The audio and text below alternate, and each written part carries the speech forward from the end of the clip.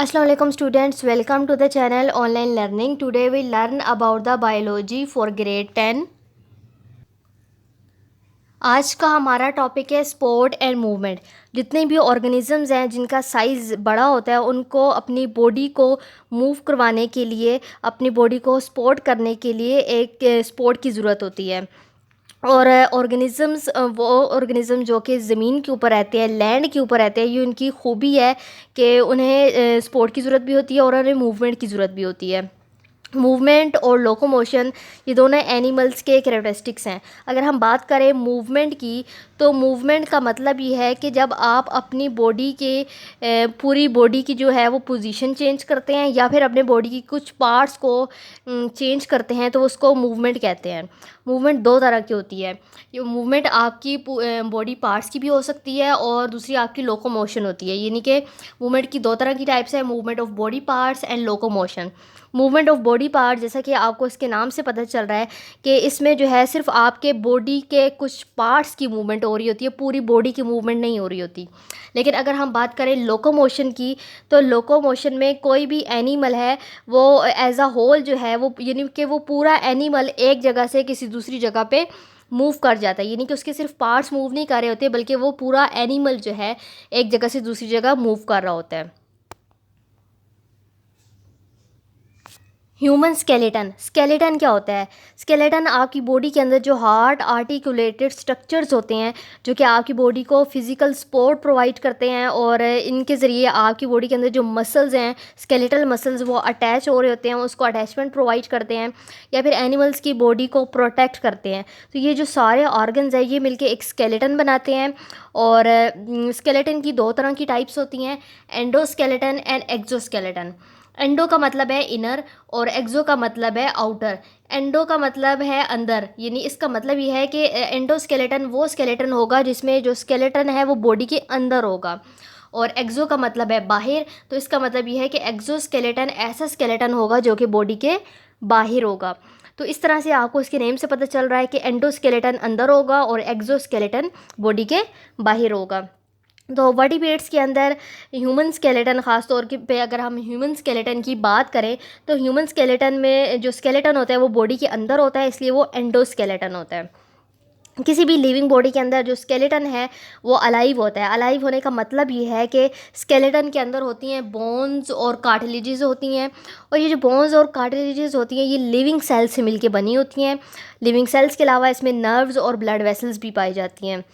और ये जो बोन्स और कार्टिलेज है इनके अंदर ये एबिलिटी होती है कि वो ग्रो कर सकती हैं, यानी कि अपना साइज़ इंक्रीज़ कर सकती हैं, और अगर इनमें कोई भी डैमेज आ जाए तो ये दोबारा से बोन्स जो हैं वो रिपेयर भी हो सकती हैं। इस तरह से अगर हम बात करें एक्सोस्केलेटन की, तो स्केलेटल सिस्टम कुछ इन्वर्टिब्रेट्स के अंदर, ख़ास तौर पे आर्थ्रोपोड्स के अंदर जो स्केलेटल सिस्टम होता है वो एक्सोस्केलेटन होता है। एक्सोस्केलेटन क्यों होता है? क्योंकि उनके वो बॉडी के बाहर होता है वो स्केलेटन, इसलिए इन्वर्टिब्रेट्स यानी कि आर्थ्रोपोड्स के अंदर जो स्केलेटन होता है उसको हम कहते हैं exoskeleton. Role of skeletal system. Skeletal system का हमारी बॉडी के अंदर क्या रोल है? तो स्केलेटल सिस्टम का जो सबसे बड़ा फंक्शन है वो है प्रोटेक्शन, यानी कि स्केलेटल सिस्टम के अंदर बोन्स होती हैं और बोन्स हमारी बॉडी पार्ट्स को प्रोटेक्ट करती हैं। इसके अलावा ये हमारी बॉडी को सपोर्ट करती हैं और मूवमेंट में हेल्पफुल होती हैं। अगर हमारी बोन्स नहीं होंगी, स्केलेटल सिस्टम नहीं होगा, तो हम मूवमेंट नहीं कर सकते। इसी तरह से हमारी बॉडी के अंदर जो स्केलेटन होता है वो मस्कुलर सिस्टम के साथ मिल के जो है वो काम कर रहा होता है। स्केलेटन हमारी बहुत से इंटरनल ऑर्गन्स को प्रोटेक्ट कर रहा होता है। फॉर एग्जांपल अगर आप बात करें स्कल की, यानी कि खोपड़ी की, तो हमारी जो खोपड़ी होती है वो हमारे दिमाग को, हमारे ब्रेन को प्रोटेक्ट कर रही होती है। इसी तरह से हमारा जो वर्टिब्रल कॉलम होता है, ये जो वर्टिब्रल कॉलम है ये हमारे स्पाइनल कॉर्ड को प्रोटेक्ट कर रहा होता है। इसी तरह से रिब्स में भी एक स्केलेटल सिस्टम होता है, यानी रिब्स के अंदर भी बोन्स होती हैं। तो रिब्स क्या कर रही होती है? रिब्स भी हमारी बॉडी के यहाँ पे जितने भी इंटरनल ऑर्गन्स होते हैं, हार्ट होता है, स्टमक होता है, उन सारे इंटरनल ऑर्गन्स को रिब्स जो हैं वो प्रोटेक्ट कर रही होती हैं। इसके अलावा जो वर्टिब्रल कॉलम है वह हमारे जो बॉडी का जो मैस होता है उसको सपोर्ट कर रहा होता है। Bone and cartilage.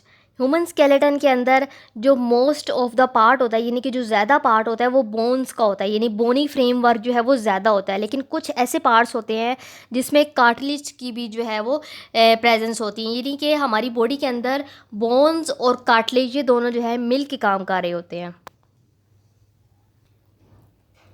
सबसे पहले अगर हम बात करें कार्टिलेज की, तो कार्टिलेज एक डेंस और क्लियर ब्लू वाइट कलर का एक कनेक्टिव टिश्यू होता है। लेकिन जो कार्टिलेज होता है वो बोन से जो है बोन से ज़्यादा स्ट्रॉन्ग नहीं होता, यानी कि वो बोन से कम स्ट्रॉन्ग होता है। और कार्टिलेज के अंदर सेल्स होते हैं जिसको हम कहते हैं कॉन्ड्रोसाइट्स।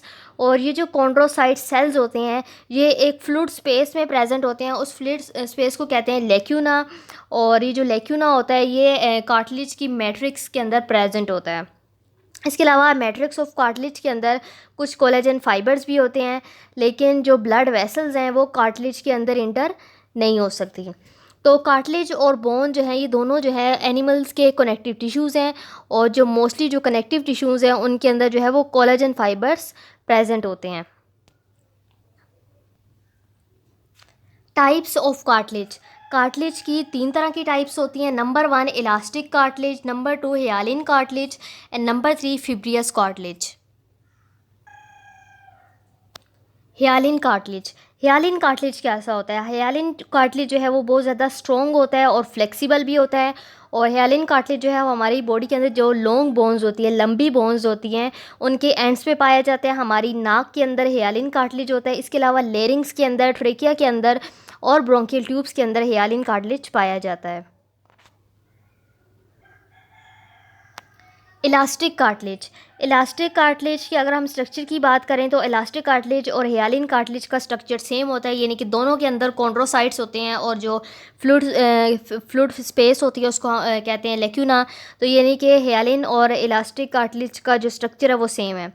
लेकिन अगर हम बात करें स्ट्रेंथ की, तो इलास्टिक कार्टिलेज जो है वो ज़्यादा स्ट्रॉन्ग होता है, लेकिन ये इसके अंदर जो है वो इलास्टिसिटी भी ज़्यादा होती है। तो यही रीज़न है कि इसका नाम है इलास्टिक कार्टिलेज, क्योंकि इसमें इलास्टिसिटी होती है। इलास्टिसिटी क्यों होती है? क्योंकि इसके अंदर इलास्टिक फ़ाइबर्स होते हैं। और सिर्फ इसके अंदर कोलेजन फ़ाइबर्स नहीं होते बल्कि इसके अंदर इलास्टिक फ़ाइबर्स भी होते हैं। और इलास्टिक कार्टिलेज जो है वो हमारी बॉडी के अंदर एपिग्लोटिस में पाया जाता है और पिना में पाया जाता है।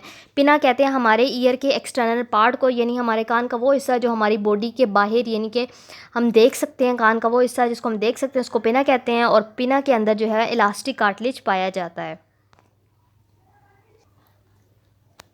फिब्रियस कार्टिलेज। फिब्रियस कार्टिलेज बहुत ज़्यादा टफ होता है और इसमें जो फ्लेक्सिबिलिटी है वो कम होती है। उसकी रीज़न ये है कि इसके अंदर बहुत ज़्यादा थिक कोलेजन फाइबर्स होते हैं। तो जिस चीज़ के अंदर कोलेजन फाइबर ज़्यादा होंगे उसमें इलास्टिसिटी कम होगी। और जो फिब्रियस कार्टिलेज है हमारी बॉडी के अंदर ये इनवर्टिब्रल डिस्क के अंदर पाया जाता है। बोन। बोन क्या होती है? बोन एक हार्डेस्ट कनेक्टिव टिश्यू है हमारी बॉडी के अंदर। और बोन्स की मदद से, यानी कि हड्डियों की मदद से हम ना सिर्फ मूव करते हैं बल्कि हमें हमारी बॉडी को, ये जो बोन्स हैं हमारी बॉडी को सपोर्ट कर रही होती हैं। और हमारी बॉडी के अंदर डिफरेंट तरह के पार्ट्स होते हैं अंदर, उनको ये प्रोटेक्ट कर रही होती हैं। इसके अलावा हमारे जो बोन्स होती हैं वो रेड ब्लड सेल्स और वाइट ब्लड सेल्स को प्रोड्यूस करती हैं और बहुत से मिनरल्स को स्टोर करती हैं। Layers of bone. बोन की 2 तरह की लेयर्स होती हैं, यानी कि इसकी जो बोन की जो हार्ड आउटर लेयर होती है उसको कहते हैं कम्पैक्ट बोन। और इसके जो इंटीरियर बोन होती है, यानी कि अंदर वाला जो हिस्सा होता है वो सॉफ्ट और पोरियस होता है जिसको कहते हैं स्पॉन्जी बोन। यानी कि जो बिल्कुल बाहर वाली लेयर होती है उसको कहते हैं कम्पैक्ट बोन, और जो अंदर वाली लेयर होती है उसको कहा जाता है स्पॉन्जी बोन। तो स्पॉन्जी बोन के अंदर ब्लड वेसल्स पाई जाती हैं और इसके अंदर बोन मैरो भी पाया जाता है। Internal structure of bone. अगर हम बोन के इंटरनल स्ट्रक्चर की बात करें तो कार्टिलेज की तरह बोन्स के जो मैट्रिक्स होता है उसके अंदर कोलेजन पाया जाता है। ना सिर्फ कोलेजन बल्कि बहुत से मिनरल्स जैसे कि कैल्शियम और फास्फेट भी बोन्स के अंदर पाए जाते हैं। कार्टिलेज के अंदर सिर्फ सिंगल टाइप ऑफ सेल्स होते हैं, यानी सेल्स की एक तरह की टाइप होती है। लेकिन अगर हम बोन्स की बात करें तो बोन्स के अंदर डिफरेंट टाइप्स ऑफ सेल्स होते हैं। ये जो मेच्योर बोन सेल्स होते हैं इसको कहा जाता है osteocytes. Components of human skeleton. Adult human skeleton के अंदर 206 बोन्स होती हैं और ये जो बोन्स होती हैं वो आगे से ऑर्गेनाइज हो जाती हैं दो तरह की एक्सिस में।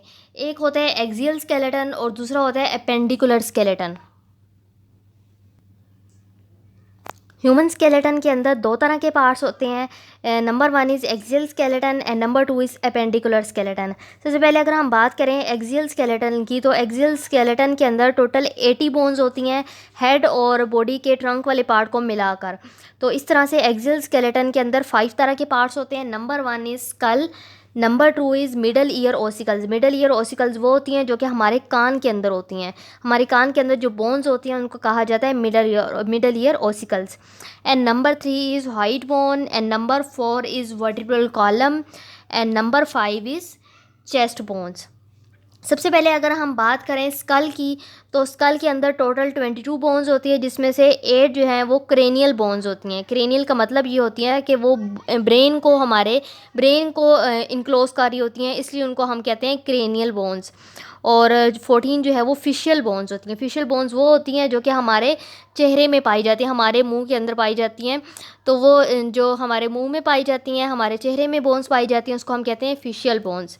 इसी तरह से 6 जो है वो मिडल ईयर ओसिकल्स होती हैं।